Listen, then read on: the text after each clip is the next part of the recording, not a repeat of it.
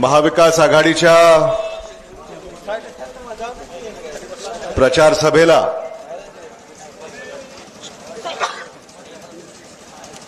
आज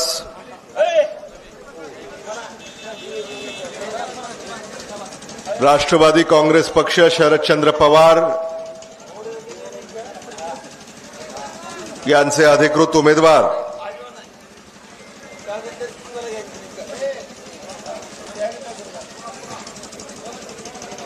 राहुल मोटे यांच्या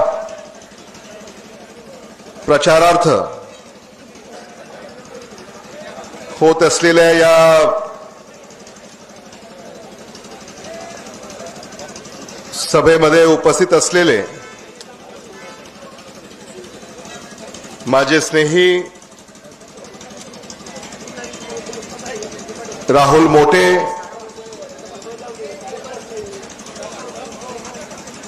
माझे स्नेही रणजित पाटील,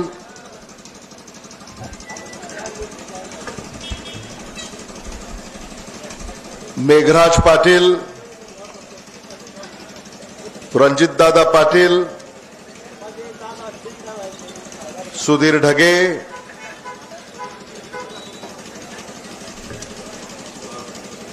रणदिवेताई,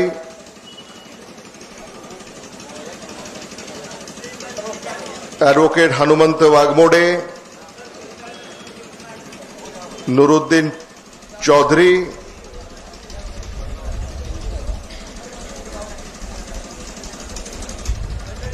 श्री परदेसी जी, मधुकर पाटील, विलास शालू, दत्ता तांबे, मोईज सय्यद,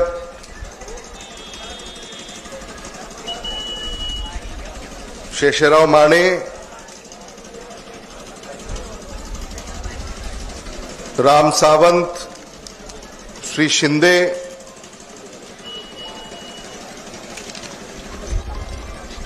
व्यासपीठावर उपस्थित असलेले महाविकास आघाडीचे सारेच नेते,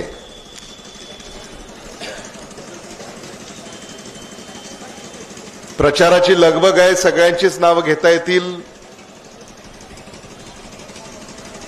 पण त्यात मी आपला अधिक वेळ घेणार नाही.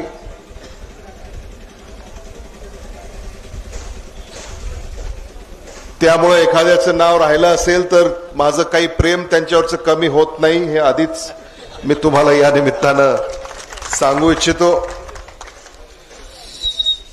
घेतलं ना, दोघांचे घेतले.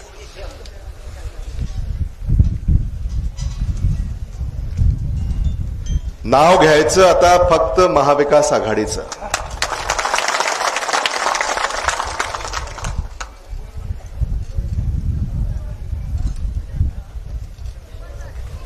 आणि तुमची जागा तर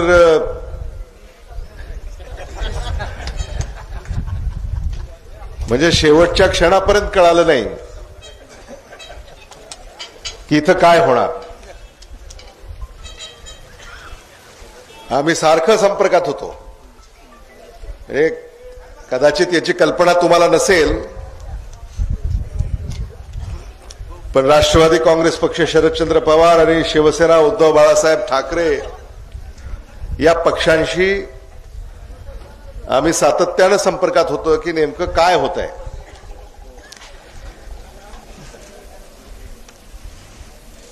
आणि तुम्हाला आठवतंय महाराष्ट्राच्या राजकारणामध्ये 2004 साली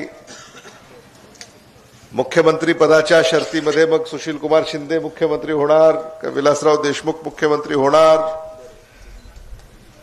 मग राहुल मोटेंना तिकीट मिळणार का रणजित पाटलाला तिकीट मिळणार, हे सगळं आपण पाहिलं. रणजित पाटलाला तिकीट मिळालं, जाहीर झालं, फटाके सुद्धा वाजवले असतील, फटाके वाजवले. त्यानंतर महाविकास आघाडीच्या नेत्यांनी विचारपूर्वक एक निर्णय केला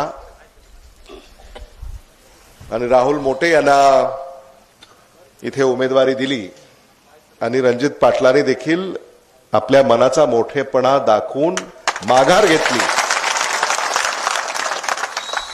याबद्दल रणजित पाटील आणि त्यांचे सगळे सहकारी यांचे मी आभार व्यक्त करतो, त्यांना धन्यवाद देतो की त्यांनी महाराष्ट्राला आपल्या डोळ्यापुढे ठेवलं, महाराष्ट्राचा विचार केला, धाराशिवचा विचार केला, भूम परांड्याचा विचार केला, कर्तव्याचा पहिल्यांदा विचार केला आणि आपली उमेदवारी मागे घेतली। त्याबद्दल त्यांचे जेवढे आभार मानावेत तेवढे कमी आहेत।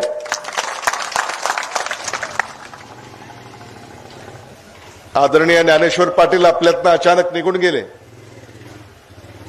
काही महिन्यापूर्वी अशी चर्चा होती की आदरणीय ज्ञानेश्वर पाटीलच इथून उभे राहतील।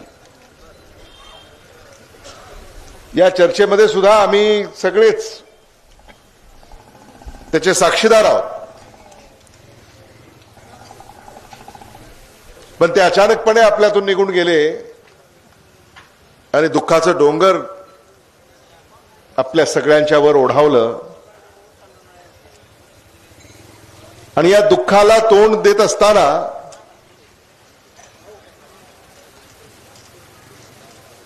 रणजित पाटलानं जे त्यागाचा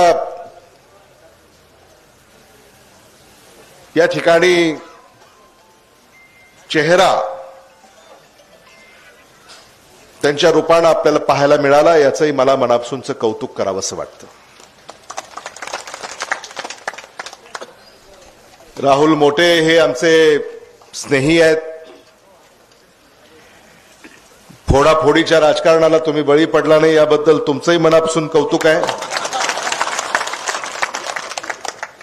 आणि राहुल मोटे बहुतेक म्हणजे मूर्ती लहान आणि कीर्ती महान असं आहे, त्यामुळे त्या फोडाफोडीच्या राजकारणामध्ये हे गवसलेच नाहीत, निष्ठून गेले आणि म्हणून त्यांचे देखील मला कौतुक करावेसे वाटतात, त्यांचे मला अभिनंदन करावेसे वाटतात की महाराष्ट्राला जो कलंक एक महायुतीनं लावलेला आहे,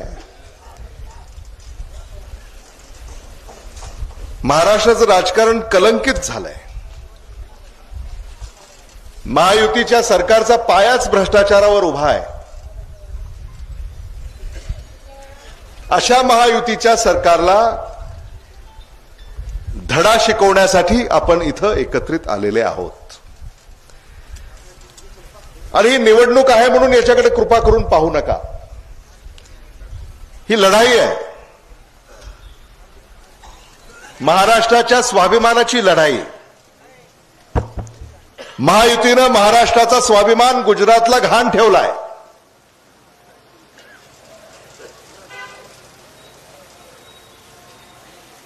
याचा आपल्याला विचार करायचा आहे। महायुतीनं महाराष्ट्र विक्रीला काढलाय। महायुतीनं महाराष्ट्राला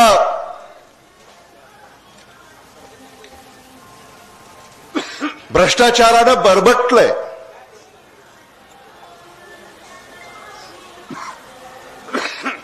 आणि हे सगळं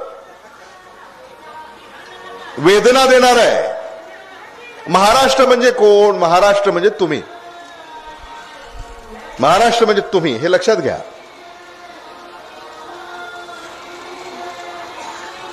महाराष्ट्राचं नुकसान होतंय, तुमचं नुकसान होतंय, हे आपण समजून घेतलं पाहिजे। तुमचं नुकसान होतंय, आधीच आपला दुष्काळी भाग आहे, त्यात काही सिंचनाच्या योजना आता राहुल मोटेंनी सांगितलं, आदरणीय विलासराव देशमुख साहेबांनी मंजूर केल्या। बरं, तुम्हाला सांगायला हरकत नाही, मराठवाड्याचं 21 टीएमसी पाणी जे आपल्याकडं येतंय, याचा एकही थेंब लातूर जिल्ह्याला येणार नाही। तुम्हालाही मला सांगायचं सगळ्यांना, एकही थेंब लातूर जिल्ह्याला येणार नाहीये। पण माझ्या मराठवाड्यातल्या सामान्य माणसाला आधार द्यायला हवा म्हणून महाआघाडीचं सरकार असताना आणि आदरणीय विलासराव देशमुख साहेब मुख्यमंत्री असताना विरोध झाला. उत्तर महाराष्ट्र, पश्चिम महाराष्ट्र, तुम्हाला तर माहिती आहे, पाणी जर आमचं वळवलं तर रक्ताचे पाट वाहतील असे वक्तव्य तुम्ही ऐकलेले आहेत. आणि राहुल मोठे, तुम्हाला मी आठवण करून देऊ इच्छितो, रणजित पाटील तुम्हालाही मी आठवण करून देऊ इच्छितो की त्या काळामध्ये आदरणीय ज्ञानेश्वर पाटील सुद्धा विधिमंडळामध्ये राहिले आणि प्रादेशिक विरोध सुद्धा झाला आणि तो विरोध पत्कारून त्याची तमा न बाळगता म्हणजे मंत्र्याची सही नंतर झाली हे तुम्हाला माहिती आहे राहुल मोठे. म्हणजे तिथपर्यंत आलं होतं की मंत्री म्हणाले आम्ही सही करणार नाही, कारण मंत्री पश्चिम महाराष्ट्राची सही करणार नाही. तर साहेबांनी सचिवांना सांगितलं की ती फाईल माझ्याकडे घेऊन या, माझी सही अगोदर घ्या, मंत्री सही करेल नाही करेल. ही भूमिका भूम परांडा धाराशिव जिल्हा यासाठी आदरणीय विलासराव देशमुख साहेबांनी घेतली आणि तेच काम आता पुढे नेण्याचं राहुल मोठे आणि रणजित पाटील आणि त्यांचे इतर सगळे सहकारी यांच्या माध्यमातून होणार आणि त्याच्यासाठी आपल्याला बळ द्यायचं आहे. राहुल मोठे योजना अजून काही पूर्ण झाली असं वाटत नाही मला, काही कामं राहिली असतील. आणि म्हणून या भागाला जर सुजलाम सुफलाम करायचं असेल तर आपल्या हक्काची माणसं तिथं बसली पाहिजेत. अशी माणसं तिथं बसवली पाहिजेत की जे तुमची सेवा करतील. अलीकडे अशी माणसं बसली आहेत ज्यांनी तुमची सेवा करायचं तर दूर तुमचा सौदाच करून टाकला आहे का नाही. तुमचा सौदा करून टाकला. अशा माणसांना धडा शिकवल्याशिवाय आपण स्वस्थ बसायचं नाही.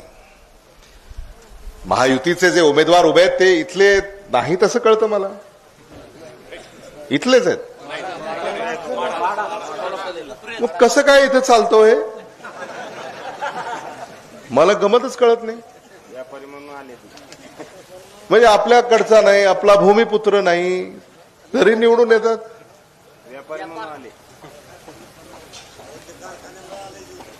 म्हणून आता तुम्ही सावध राहा आणि आता आपली दिशाभूल होणार नाही. आपल्याला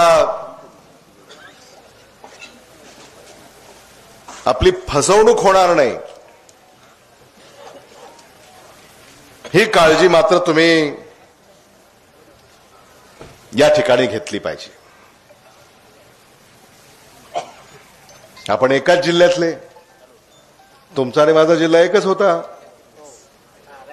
बरोबर आहे की नाही.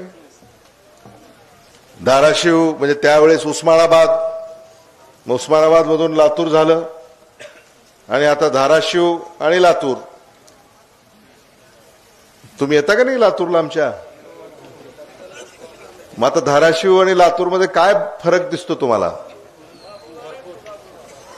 ते तर झालंच, पण लातूर आणि धाराशिव मध्ये काही फरक जाणवतो का. हा, जमीन आसमानचा फरक आहे. आणि मला कधी कधी राहुल असं वाटतं की आपला जिल्हा एकच राहायला हवा होता, आहे की नाही. हे विभाजन होऊन या भागातलं नुकसान झालं. आपला जिल्हा जर एकच राहिला असता धाराशिव तर आदरणीय विलासराव देशमुख साहेबांना सुद्धा आपल्याला असं म्हणता आलं असतं की धाराशिवचे सुपुत्र, धाराशिव के मुख्यमंत्री. क्यों चौधरी साहब, ठीक है ना. अब 2 जिले हो गए तो वहां पर लातूर हो गए, यहां अब धाराशिव है. आणि विभाजनच झालं नसतं तर या भागाचा किती कायापालट झाला असता हे तुम्ही विचार करा. आणि म्हणून माणसं निवडताना योग्य निवडली पाहिजेत. आणि आता राहुल मोठे योग्य व्यक्ती यांची निवड आपल्याला करायची आहे. आणि राहुल मोठे, तुम्हाला अशी विनंती आहे की तुम्ही तर आमदार होणारच आहात,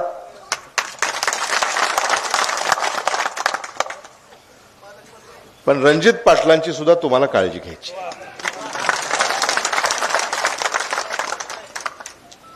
आणि ते मी स्वतः जातीनं पाहणार आहे.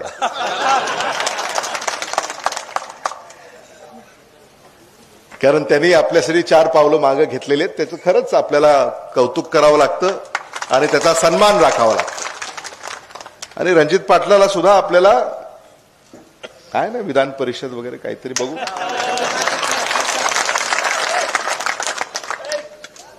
आदरणीय उद्धव बाळासाहेब ठाकरे यांच्याबरोबर आम्ही चर्चा करू आणि त्यांचं प्रेम आहे तुमच्यावर. म्हणजे तुमचं तिकीट तर त्यांनी जाहीर केलंच, एबी फॉर्मही दिला, हो ना. आणि म्हणून आपल्याला आदरणीय शरद पवार साहेबांचा सन्मान राखायचा आहे, आपल्याला आदरणीय उद्धव बाळासाहेब ठाकरे यांचा सन्मान राखायचा आहे, आपल्याला राहुल गांधी यांचा सन्मान राखायचा आहे.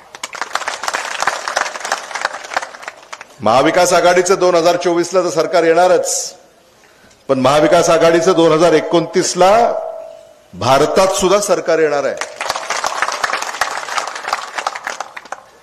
राहुल गांधी यांना आपल्याला पंतप्रधान करायचं आहे.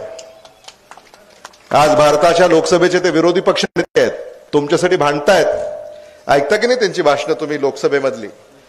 शेतकऱ्याला कायद्याला हमी भाव द्या, स्वामीनाथन आयोग लागू करा, शेतकऱ्याचे काळे कायदे रद्द करा, शेतकऱ्यांना जीएसटीतून मुक्त करा. ऐकलंय तुम्ही, पण भारतीय जनता पक्षाचं सरकार काही ऐकायला तयार नाही. आज सोयाबीनच्या भावाची काय अवस्था आहे. आणि म्हणून राहुल मोठे, रणजित पाटील, आपल्याला आता आपल्या नेत्यांना सांगावं लागेल,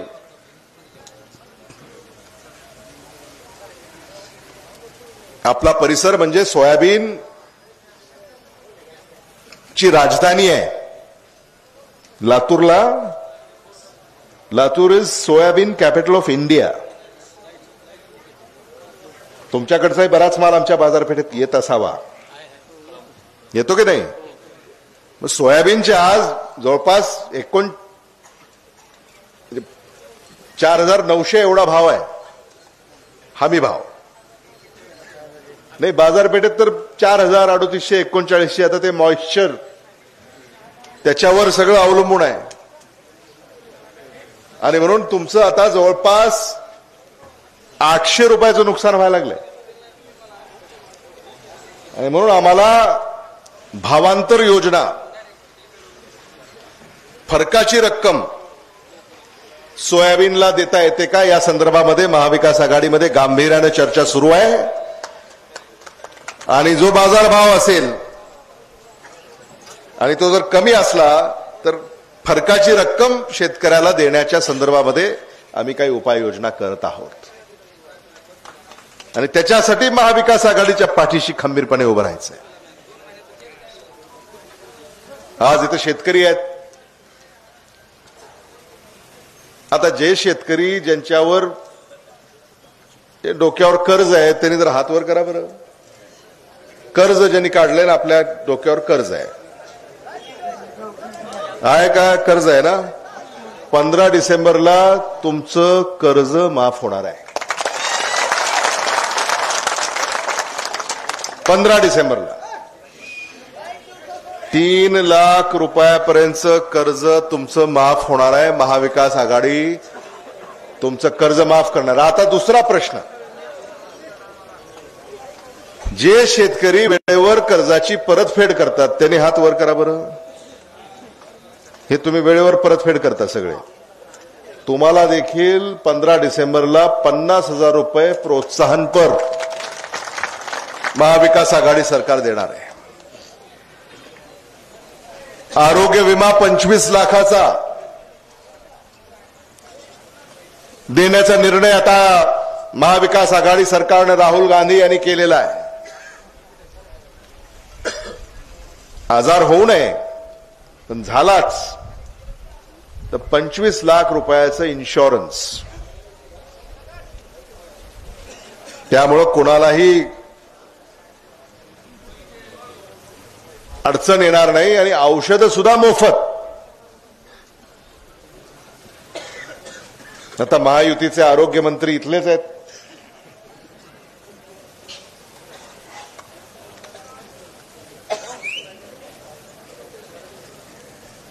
खरं म्हणजे इथं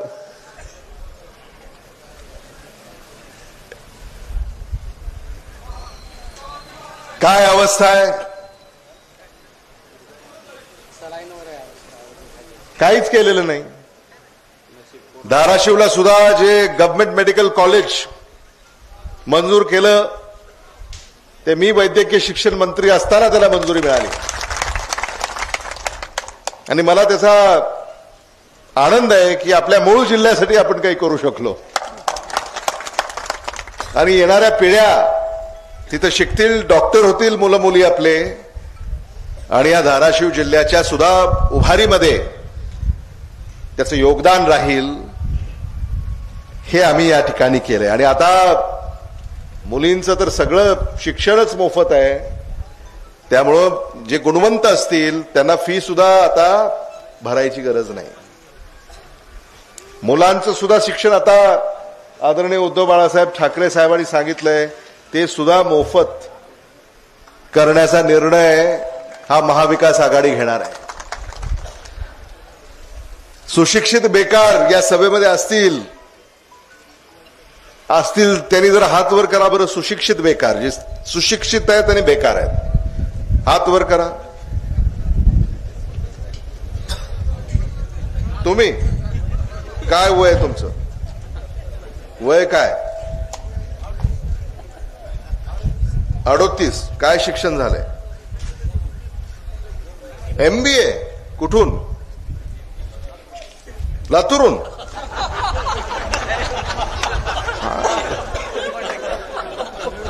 क्या बात है. तुम्ही लातूरलाच भेटा मला, तिथंच करून टाकू. जे सुशिक्षित बेकार आहेत, ज्यांना नोकऱ्या लागलेल्या नाहीत, महिन्याला 4,000 रुपये बेकारी भत्ता महाविकास आघाडी देणार आहे. आरक्षणाचं जे राजकारण सुरू आहे, प्रत्येक समाजामध्ये काहीतरी भूलथापा द्यायच्या, एकही प्रश्न मार्गी लावायचा नाही, आंदोलकाचा अवमान महायुती सरकारनं केलेला आहे. धनगर समाज असेल, मराठा समाज असेल, लिंगायत समाज असेल, इतर मागासवर्गीय समाज असेल, आदिवासी समाज असेल, अल्पसंख्याक समाज असेल, इतर मागासवर्गीय समाज असेल, सगळे गोंधळलेले आहेत. गोंधळात गोंधळ. महायुतीनं मार्ग काढायचा असं म्हणून सांगितलं होतं, पण मार्ग काही काढला नाही. गोंधळात गोंधळ केला आणि सगळेच गोंधळलेले आहेत. महायुती सुद्धा गोंधळलेली आहे. आणि म्हणून जातीय जनगणना महाराष्ट्रामध्ये आता पुन्हा करायची वेळ आलेली आहे. आणि भारतातही जातीय जनगणना करण्याचा इरादा हा राहुल गांधी यांनी स्वीकारलेला आहे. आणि आरक्षणाची जी 50% मर्यादा आहे ती सुद्धा संपुष्टात आणून त्यात वाढ करण्यासाठी महाविकास आघाडी प्रयत्नशील असणार आहे. हे मला मुद्दामून आपल्याला सांगितलं. म्हणजे हे धोरण काय आहे? स्पष्ट आहे, पारदर्शक आहे. याच्यामध्ये कोणालाही फसवण्याचा किंवा भूलथाप देण्याचा प्रकार नाही आहे. आणि हे सगळ्यांना मान्य होईल याबाबत आम्हाला विश्वास आहे. कारण आता आमची एवढी संख्या, तुमची तेवढी संख्या, हेच वाद चाललेले आहेत. याला कुठेतरी आपल्याला थांबवावं लागेल. न्यायिक भूमिका घेऊन हे प्रश्न मिटवावे लागतील. महायुतीनं काय केलं? प्रत्येक आंदोलकाला गाजर दिलं, झालं म्हणून सांगितलं. आंदोलक जेव्हा परतले तेव्हा नेमकं काय झालं त्यांच्याही लक्षात आलं नाही. मग उडवा उडवीची उत्तरं. आणि म्हणून याचा सुद्धा त्यांना हिशोब द्यावा लागेल. आणि मतदार त्यांना धडा शिकवल्याशिवाय स्वस्थ बसणार नाही याबद्दल माझ्या मनामध्ये कसली शंका नाही. मी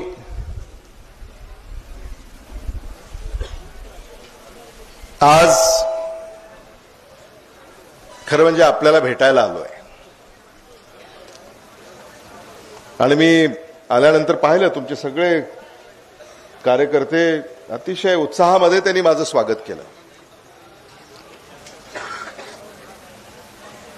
त्यामुळे इथं जोश मला दिसला.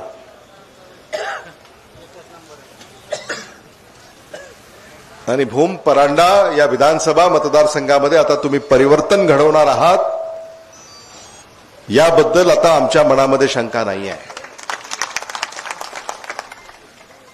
धाराशिव जिल्ह्याच्या जडणघडणीमध्ये आता येणाऱ्या काळामध्ये आपल्याला एक होऊन पुढे जायचं आहे. आणि मी तुम्हाला आश्वस्त करू इच्छितो की धाराशिव भूम परांडा याला कधीही आम्ही काही कमी पडू देणार नाही. जशी लातूरची काळजी आम्ही पाहतो तशीच किंबोडा काकणवर जास्त काळजी आम्ही धाराशिवची वाहू, भूम परांड्याची वाहू.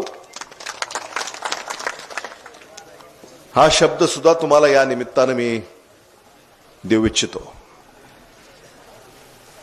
शेतीमालाला फक्त काही सोयाबीनला आम्ही भावांतर योजना लागू करणार आहोत असं नाही. मग आपल्याकडची जी सगळीच पिकं आहेत, खरीपाची असतील, रबीची असतील, फळं असतील, भाज्या असतील, या सगळ्यांनाच आम्हाला तुम्हाला हमी भाव कसा देता येईल यासाठी आम्ही प्रयत्न करणार आहोत. शेतकरी आपल्या पायावर उभा राहायला पाहिजे. राहुल गांधींनी काय म्हटलं होतं लोकसभेच्या निवडणुकीमध्ये की शेतकऱ्यासाठी आम्ही एक स्थायी आयोग स्थापन करू, जेणेकरून शेतकरी एखादा जर कर्जात बुडत असेल तर त्याला तेव्हाच त्या आयोगामार्फत मदत करता येईल, जेणेकरून तो कर्जात बुडून अडचणीत येणार नाही आणि दुर्दैवानं आत्महत्या करणार नाही. एक स्थायी आयोग म्हणजे निवडणुकीपुरता नाही, 5 वर्ष एक आयोग शेतकऱ्यांचं आर्थिक स्थिती याचं नियंत्रण करेल, निरीक्षण करेल आणि त्याला वेळीच मदत करेल. त्यामुळे ही एक आमूलाग्र बदल करणारी योजना शेतकऱ्यांसाठी राहुल गांधी आणू पाहतायत. आणि त्याच्यासाठी आपल्याला महाविकास आघाडीच्या पाठीशी उभं राहायचं. पीक विम्यासंदर्भामध्ये किती हेलपाटे घालावे लागतात आपल्याला पीक विमा मिळवण्यासाठी.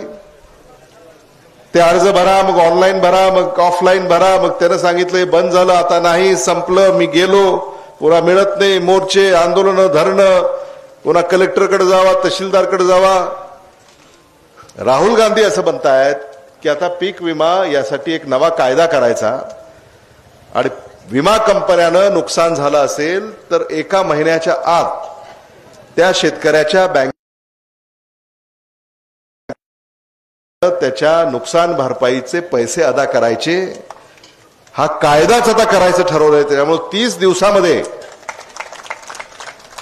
एखाद्या ठिकाणी नुकसान झालं तर त्याची तिथंच 30 दिवसामध्ये मार्ग काढून तो प्रश्न मिटवायचा. आता अनेक वर्ष लोक थांबलेत, अजूनही पीक विमा आलेला नाही आहे काही शेतकऱ्यांचा.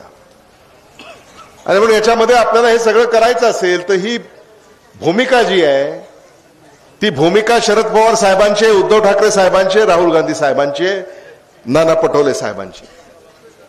म्हणून आपल्याला त्यांच्या पाठीशी खंबीरपणे उभं राहायचं आहे हे मी आपल्याला या निमित्तानं सांगू इच्छितो. बाकी तुमच्या गावातले जे प्रश्न आहेत ते प्रश्न सोडवण्यासाठी हे सगळे खंबीर आहेत. दांडगा जनसंपर्क आहे त्यांचा. सुखादुखामध्ये ते तुमच्यासाठी नेहमी आलेले आहेत आणि यापुढेही तुमच्या सुबत्ता निर्माण करण्यासाठी महाविकास आघाडी ही सक्षमपणे तत्परतेने काम करेल हे देखील मला या निमित्तानं आपल्याला सांगावंसं वाटतं. 20 तारखेला मतदान आहे. बरोबर आहे. किती वाजता सुरू होते मतदान? 6 तास कमी करू नका. सकाळी 7 ते संध्याकाळी 6, 20 नोव्हेंबरला प्रत्येकाने मतदानाचा अधिकार बजावायचा आहे. आणि महाविकास आघाडीच्या तुतारी वाजवणारा माणूस, वाजवा तुतारी.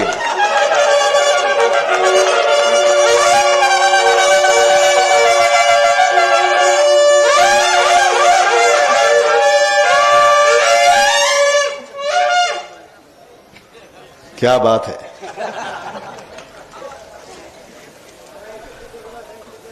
तुतारी वाजवणारा माणूस या चिन्हासमोरचं बटन दाबून राहुल मोटे यांना विक्रमी मताधिक्यानं विजयी करा.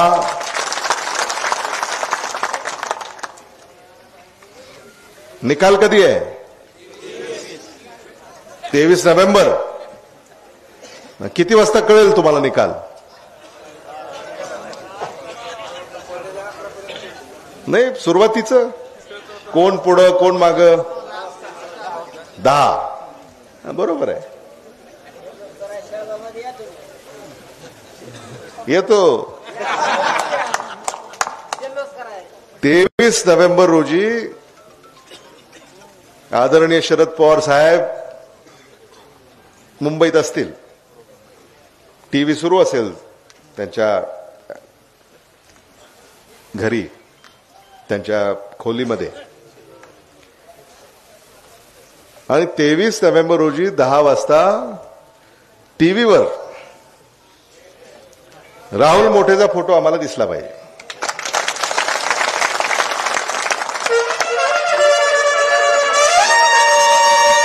आणि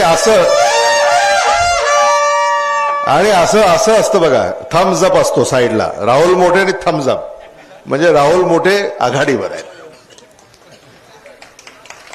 आणि राहुल मोठे तुम्हाला संध्याकाळी किती वाजता निवडणूक आयोग ते प्रमाणपत्र देईल निवडून आल्याचं? 7-8 वाजता? किती? 10 वाजतील. लवकर होतंय का तुमच्याकडे? आमच्याकडे तर 10 वाजतात. संध्याकाळी मिळेल. राहुल मोठेला निवडणूक आयोग एक प्रमाणपत्र देतं निवडून आल्याचं. प्रमाणपत्र घ्यायचं, भेटायचं, सगळ्याला आभार मानायचे, गाडीत बसायचं, मुंबईला निघायचं.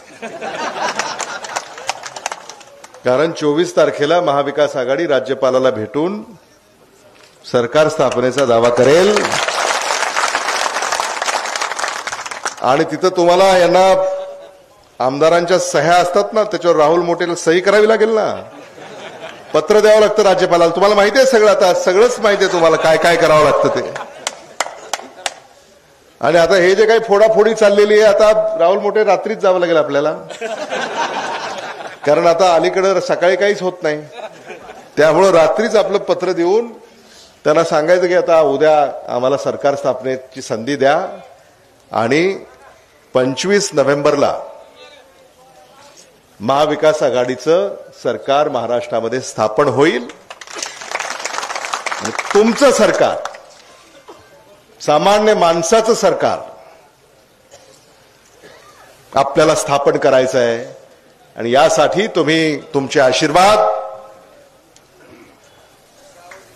महाविकास आघाडीच्या पाठीशी उभे करा, राहुल मोठे यांच्या पाठीशी उभे करा. आणि कुणी तुमचा पाहुणा राहुळा लातूरमध्ये असेल, सांगा बरं कोणाचे पाहुणे रावळे लातूरला आहेत? त्यांना फोन करा, अमित देशमुखांना मतदान करा म्हणून.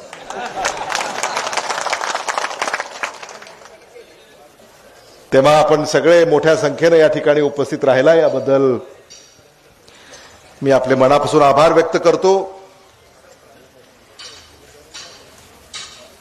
सकाळी लातूरला काही भेटीगाठी केल्या. आता मी आपल्याकडे भूम परांड्याला आलेलो आहे. जालना शहरामध्ये आता सभा आहे, पुन्हा लातूरमध्ये पुन्हा सभा आहेत. त्यामुळे आपला अधिक वेळ मी घेणार नाही. मोठ्या संख्येने आपण या ठिकाणी उपस्थित राहिला, याबद्दल आपले आभार. पुन्हा एकदा रणजित पाटील आपले आभार, राहुल मोठे आपले आभार आणि आपल्याला शुभेच्छा. आपण प्रचंड अशा मताधिक्याने निवडून याल याबद्दल आपल्याला मी शुभेच्छा देतो आणि थांबतो. धन्यवाद. जय हिंद. धन्यवाद. यानंतर भूमपरांडा वाशिम विधानसभा काँग्रेसचे समन्वयक म्हणून दादासाहेब केरवा दळवी यांची अमित भैया देशमुख यांच्या हस्ते निवड होते आणि परांडा काँग्रेस कमिटीच्या वतीनं ऍडव्होकेट हनुमंतजी वाघमोडे आणि सर्व त्यांचे ज्येष्ठ नेते रणजितदादा पाटील चिंचपूरकर, दादासाहेब खरसडे या सर्वच काँग्रेसच्या ज्येष्ठ नेते व महाविकास आघाडी मार्फत आदरणीय अमित भैया देशमुख यांचा सन्मान या ठिकाणी होतोय. स्वतः उमेदवार असताना या ठिकाणी वेळात वेळ काढून महाविकास आघाडीचे उमेदवार राहुल भैया मोठे यांच्या प्रचारासाठी या ठिकाणी भैया आले, त्याबद्दल त्यांचं महाविकास आघाडी भूमपरांडा वाशीच्या वतीनं मी आभार व्यक्त करतो. त्याचबरोबर या ठिकाणी भूमपरांडा वाशी विधानसभा काँग्रेसचे समन्वयक म्हणून दादासाहेब केरवा दळवी यांच्या निवडीचं पत्र या ठिकाणी अमित भैया देशमुख यांच्या शुभ हस्ते